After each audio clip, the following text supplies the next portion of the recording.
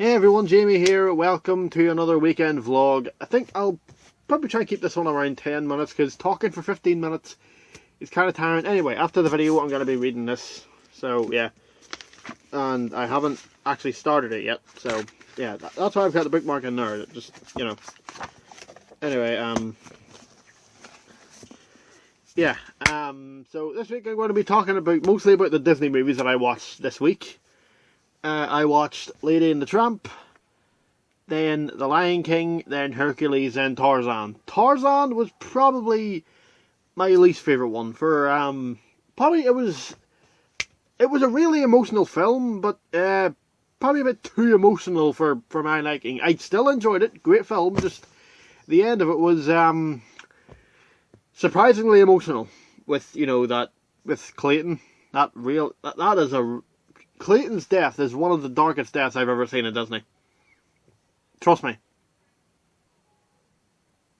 It is one of the darkest deaths I've ever seen in Disney. Yeah, so I need to scratch my head, so I just ignore the bad hair, but yeah. I fixed this morning. Maybe it's just the hat. Maybe my hair just doesn't react well to hats or something, but yeah. Favourite scenes from the films? Favourite scene from the film? I don't know. I thought, you know, the ape, the gorilla that, and for the record, I actually watched the DVDs. I didn't watch them on Disney Plus because I don't have Disney Plus. I just saw these DVDs at CX for cheap prices and I thought, yeah. So for like 12 quid I walked out with 4 Disney movies. So yeah, but I'll start in order. I've got them all in year of order, by the way. 1955, 1994, 1997, and 1999. So, yeah, start off with Lady and the Tramp. Childhood movie of mine, one of my favourites. I grew up... I didn't grow up watching the film, but I really enjoyed it when I was younger. Great film. Maybe I just like dogs, but it's a bit of a charming movie, and... Would I recommend this to everyone? No, mainly because there's people that need a real gripping story, like a real gripping dramatic story, and this doesn't really have that. It's just more like a cute romancy comedy type of film. But yeah, the only thing I don't like about this film is that. You see those cats?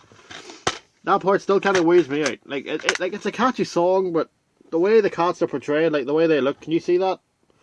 Hang on. Can you see that? Yeah, look at that. Yeah, apparently it's kind of racist, but I'm not saying anything else on it. Yeah, that part still kind of weirds me out. It was a catchy song, though. Yeah, favourite scenes, obviously the one at the restaurant. You know the one I'm talking about. You obviously know the one I'm talking about.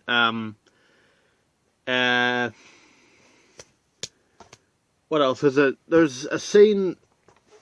What's the other song? It's about Trump. It's called "He's a Tramp," and I can't remember the name of the woman that sings it, but I know she was like a singer back in the 50s. I can't remember her name. But it's a good song. "He's a Tramp." It's a really good song. And yeah, obviously that's the cover. I mean, what else are they gonna put in the cover? And yeah, he's one of my favourite characters as well, that dog. I think Trusty, I think his name is. I really like him, and that little Scottish Terrier I quite like as well. He was funny.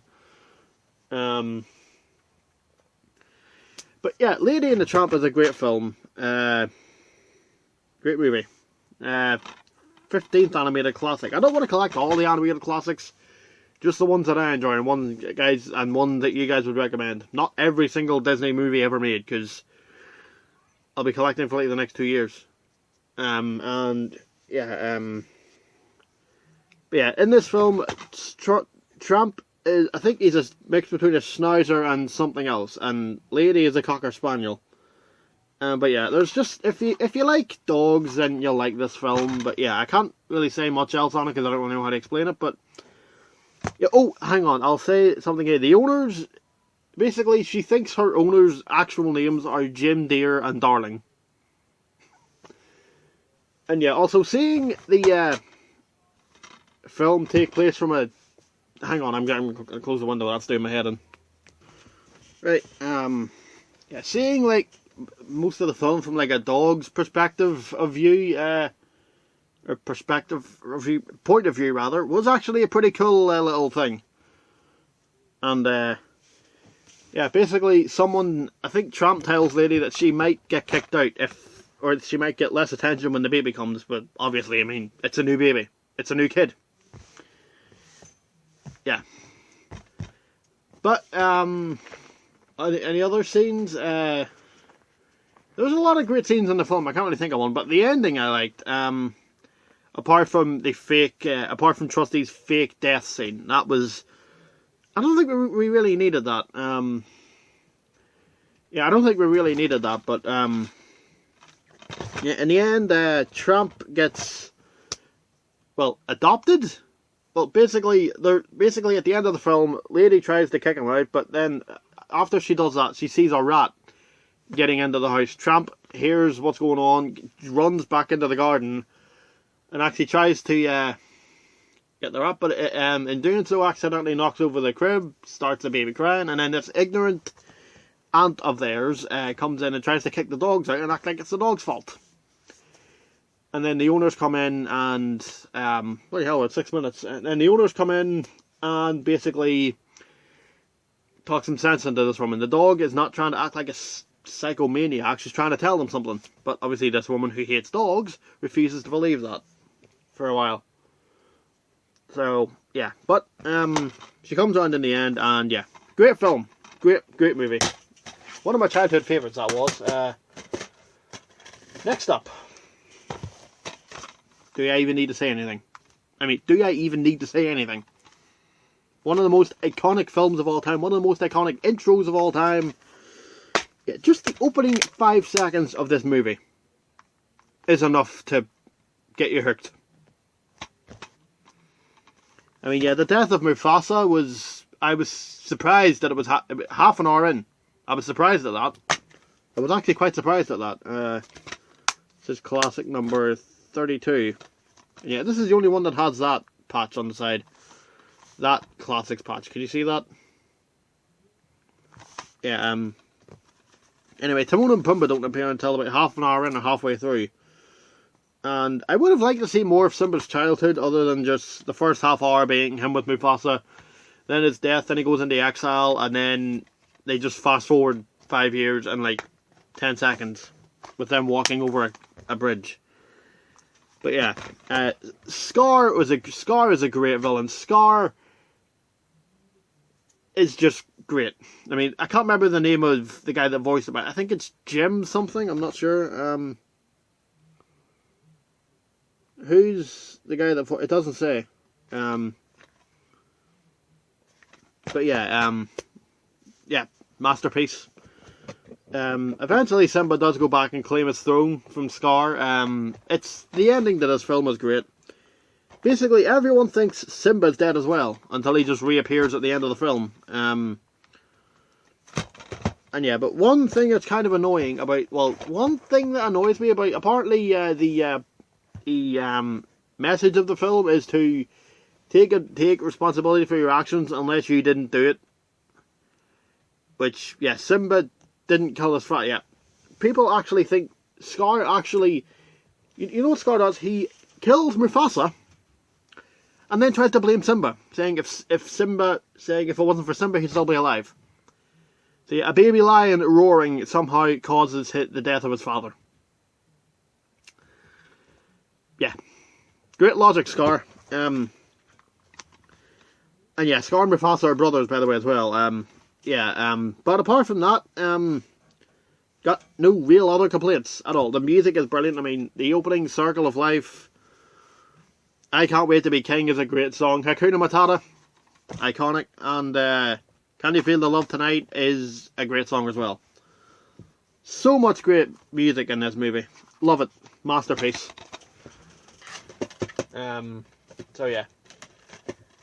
And the monkey or baboon in the film, Rafiki, had a quite a funny scene with Simba near the end as well. That was quite a funny scene. Next up, a movie that apparently gets hate, and I really do not know why. Yeah, people don't like this film, and I can't even remember why. I loved it. It's a great film. It's a great movie. What classic is this? 35th. But yeah, why people hate this film, I don't know. It's a great film. I mean, it was based in, where was it based? I mean, Zeus is the guy's father, so hang on. So I immediately started getting flashbacks towards this series. Oh, for crying out loud. Percy Jackson, alright? Zeus was his father, so Zeus is his father, so I immediately, when I heard Zeus, I immediately got flashbacks towards the Percy Jackson series, because I bloody love those books, and I bloody love this movie. Great film. That girl, what do you call her, Meg? Megaro or something? People don't like her. I thought she was alright. It's basically, she finds out she likes Hercules, and, well, she meets him for the first time, not really keen on him, but over time she actually grows to love him. And yeah, it's basically, I can't really say much on it, it's just a great movie. Even Nostalgia Critic doesn't like this film for some reason. Well, the music in this film is just brilliant. It's, I don't know, catchy gospel music. I don't know what you could call it, but music in this is really brilliant. And yeah, if you like, yeah, it's basically ancient Greece and all these Greek gods, which that's probably why I got reminded of Percy Jackson, because of Greek gods. And Percy Jackson is also Disney, ironically enough. But yeah, that guy there, his, not Hercules, the little face beside him, I think, what's his name? Phil, who's played by Danny DeVito. He was hilarious in this film. Yeah.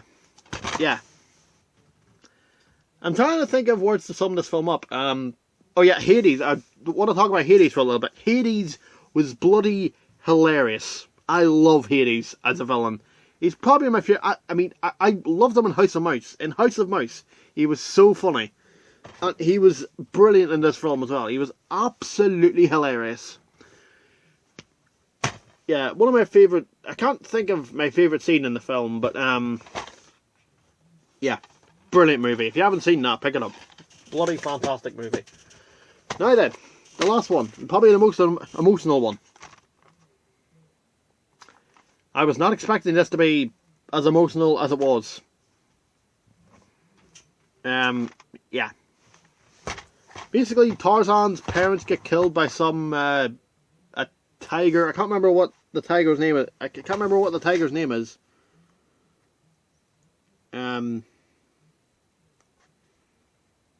Yeah, basically his parents get killed, and an ape just walks in and lifts the baby, and an ape just walks in, finds him, and lifts the baby. And for some reason, I actually thought that she was just. For some reason, when I first saw this, I thought, is he stealing the baby from the parents? Are the parents not going to wake up? It didn't actually register that their parents had been killed until, like, I think one of the characters mentioned it. I don't know why, considering, you know, there were paw prints in blood on the floor. I don't know why that didn't register, but yeah, the villain I didn't really like. You know, the villain with one of the darkest deaths in Disney history, Clayton. He's not really the best villain. I mean, he doesn't appear until like halfway through the movie. And Jane doesn't really appear until about half an hour in either. Well, not half an hour in, but yeah, you know what I mean. It's, yeah. I do like Jane as a character though. She is a damsel in distress, but it's done well. It's done well. I mean, you can feel the emotion in this film. It's one of the most emotional Disney films I've ever seen. Ever. And trust me, I have sat through this. Also, the scene where Scar confesses that he killed Mufasa. That's a great scene. Anyway, but that's got nothing to do with Tarzan. Anyway, where was I? Yeah, the side characters I don't really think do much. I mean, they're funny, but they don't really do much apart from just be funny. So, yeah, great film. Great film. And great music as well. But whenever people mention Tarzan, all they mention is the soundtrack. And I don't like that, because I like this film. And I can probably see where the inspiration for George of the Jungle came from. So, yeah. Yeah, I can't really say much else on it. It's just a really good film, and if you haven't seen it, go see it. Well, not go see it. Find the DVD or find it on Disney Plus or something. Yeah, anyway, not much football to talk about. Rangers had a pretty dull 1-0 against Aberdeen. Morelos got the assist for the goal. I think it was Kent that scored it. Put him clean through on goal in the halfway line, and he just ran in and slotted it past the keeper.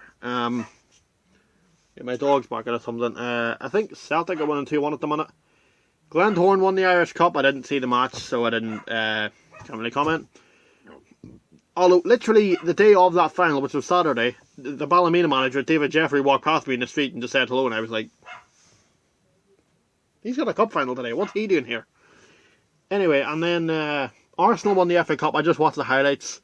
It was an entertaining game, even if I do think Arsenal's sending off was a bit harsh. They're not Arsenal. Chelsea sending off. I know he went on with studs up, but he didn't really catch him.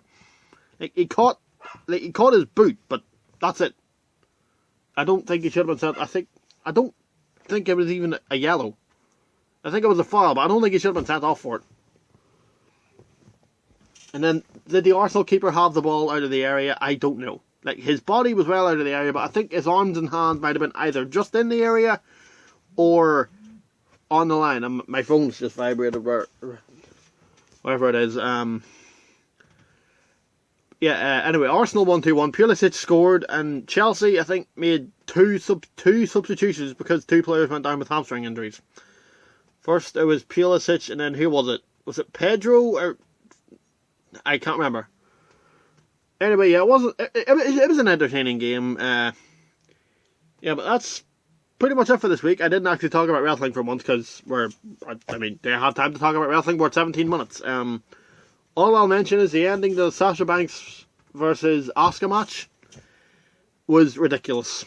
Basically, Asuka was in control, and then Bayley beats up Kairi Sane backstage, and it's on camera for some reason. And then this distracts Asuka, she gets counted out, and Sasha wins the title. Absolute joke. Anyway, yeah guys, that's this week's vlog done. I'm going to go and read this, and yeah, I'll see you next time.